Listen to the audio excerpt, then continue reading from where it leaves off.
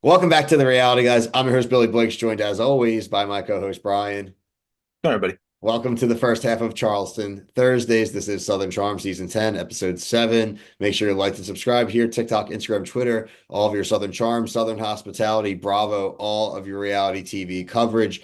Hot off the presses, I am literally 2 or 3 episodes away from being caught up completely on Real Housewives, and the first part of the three-part reunion aired tonight. So I will get something out this weekend, even if this weekend's review is a cell phone review. I will get some form of reaction out.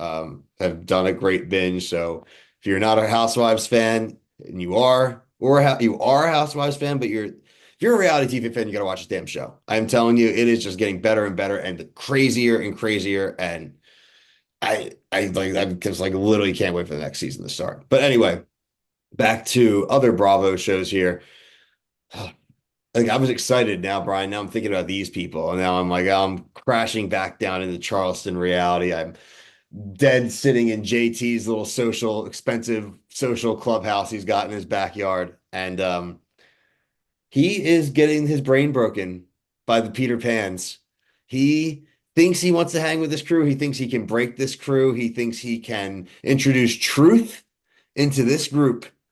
And this guy, like I said, his brain is going to melt like an Indiana Jones guy looking at the Ark of the Covenant, man. Like this guy is done. He has no shot. We already know where this season's ending, and I can just see why. If he thinks he's going to change these people, he's crazy. Yeah, I guess he's right, but at the same time, he's trying way too hard. You can't. I don't even know how you can like, be rooting for him when he's just like sticking his nose in where he doesn't really need to stick his nose in front of a camera. He, it's this was a white knight. He's white knighting for someone, but again, it's always for the people that don't want it. Like Taylor had to let you down last season. You know these things. Again, I fully believe what he's saying about Gaston and about Sally, and she admits that part. And Taylor doesn't want to hear, it. And that's where it's really hard with all these people, right? Because like you want to be mad at him, right? He's being a dick and he's kind of embarrassing this girl and shouldn't be bringing this up at an event.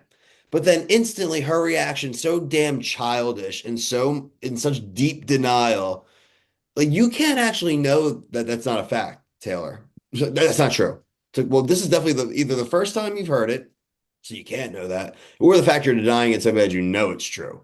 So like instantly it makes you swing back to this loser. And it just becomes like loser ping pong. This whole show is loser ping pong, Brian. It's just a bunch of losers always fighting with each other. Whether it's Austin fighting with Craig, or JT fighting with Craig, or Shep fighting with anyone. It's Mhm. just there's never really even with the JT stuff, you have Madison, and it's like enough, Madison, enough with the JT hate. Like he didn't. This stuff is so your reaction so exaggerated because your husband's sick, and so you need to control something. You be mean about it, but they're all playing loser ping pong. Yeah, it's just getting the vibes of it. Kind of remind me of Vanderpump, where they don't really have a storyline, and it's just bash on somebody and get 10 or 12 episodes out of it, and it's just not that fun to watch, And honestly. and look, they're falling into a curse, like we've said, even with Vanderpump, but maybe even more in a different way. Obviously, this is a cheating scandal, but we're watching a season built a lot around Craig deciding that he is done with his crew and he is going fully into the page life, and that he is done with people like Austin because we're not friends and we can't do business together. But then we have Instagram and normal, just in your face TikToks if you're any sort of TikTok user. And we know that they're broken up, right? And now that his friends are going to have shit to say. We know that Shep and Craig, Craig and Austin have a bar together. So obviously their friendship doesn't blow up. And I'm sure if you're one of these Bravo producers, you got to be like, God damn it. Like, these are literally what we built our whole season around. And now, like, people are just looking forward to 2026 when they get to see all the breakup stuff. Right. Why couldn't this happen like 6 months sooner? Where then they can get it on camera Well, type of that's thing. what happened. That's why the Tom and Ariana stuff was like lightning in a bottle. It happened. They picked the damn cameras up, but it's because they were also sloppy and living together. The Paige and Craig again get to live in a post Scandival world where it's like we are going to not do this when there's cameras anywhere near us, and we are going to do this in private and not talk about it for a month at least. And we because if it had happened like how Scandival happened, and they were picking cameras up, right? They Right. were smart. I'm not saying they should have let them pick cameras up, like no shot. Yeah, and I also think Paige and Craig probably have more to lose with their businesses that they probably are going to be smarter about it. Yeah, that's for sure true. We did get to see again, though. I'm glad that we didn't have to wait for the acknowledgement of the Miss Patricia B word situation too, with JT Shep, and honestly having Whitney there. And she did a good on Shep. I guess saying I don't remember is close to saying no, you didn't say that. This is as Right. good as you're gonna get from him. I don't understand the Craig storm out though. Because they're babies.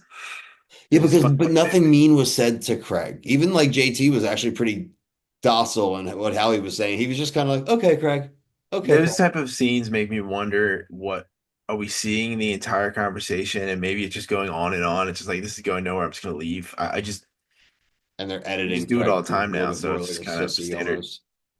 Yeah. That's interesting. That is very interesting, honestly. Yeah, that's a good way to think about that.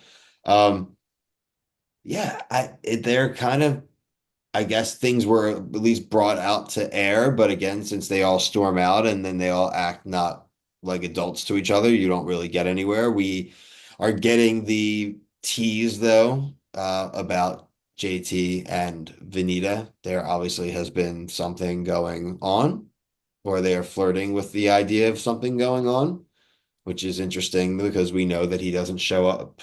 He didn't show up for his last confessionals and stuff, and he did that weird Instagram post about not coming back and didn't tell anyone. And she was very vocal about being blindsided by that. So I'm curious to see like what kind of state they were in at the end of the season. Were they dating, hooking up? Like what was going on? I don't know how much I care about that, honestly. It's just like she's not really I don't know. She's just there. It's nothing against her, but like she just doesn't like fit into any story point of these. Like they had to push her into a pool if that was even real or not. It's like that's what we're getting from her. So Well, I don't it know. does seem like I think that if she is having some kind of involvement with him, that she's going to be a little bit more heavily featured, I think, the rest of the season. So we'll see if that holds true or not. Do you feel bad? I feel bad for Sally. That's kind of another thing that she basically had to like basically say exactly what she did to get down in a car. Like, dude, that didn't need to be on camera. I feel bad for Sally, but I don't because Sally has obviously been around this crew for a while, and to accept the cameras, right, and to accept the role is to know that they are going to just use your history as fodder. So I don't Yeah. know. I guess objectively, I do feel bad. I think also she has the advantage. And again, this is something you would think JT could have, but she does have the freshness advantage. She hasn't been around long enough to piss us off, Brian. Right. But so she hooked up with them and then they kept hooking up, but she's new about it. Is that what the thing is? What? She she hooked up in the parking garage, didn't know he had a girlfriend, but Yep. continued to hook up with him after he had a girlfriend. Yes. I'm just Then saying she what did. she did in the car, like what she didn't Yeah. have to say what she did, She and that's kind the of where I feel original bad. incident, she didn't know that he was dating someone, Yeah. but then she did continue a relationship with him after the I mean, at fact. least she was truthful about it. You know, these dudes would lie about it. Everybody else on the show would lie about it. Yeah, no, I mean, again, there are she is nowhere near the top of my crap list. She's not on my crap list at Yeah. all. But then when we get into the idea of feeling bad, it takes a lot for me to feel bad. I don't feel bad for any of these dudes. Like I don't. No, why would you feel bad for any of the dudes?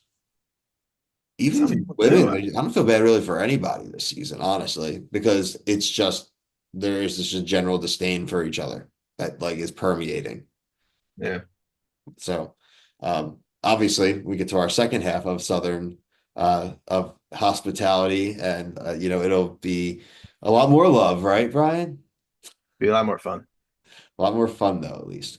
Like I said, we're covering both hospitality and Southern Charm as we just finished a review here. If you're in the other shows, Love Island, Singles Inferno, um, Traders.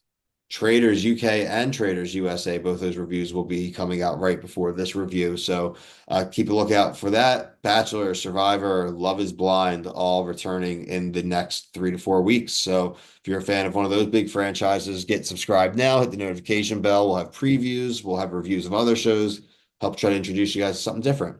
But until next time, for myself and Brian, thank you so much for watching.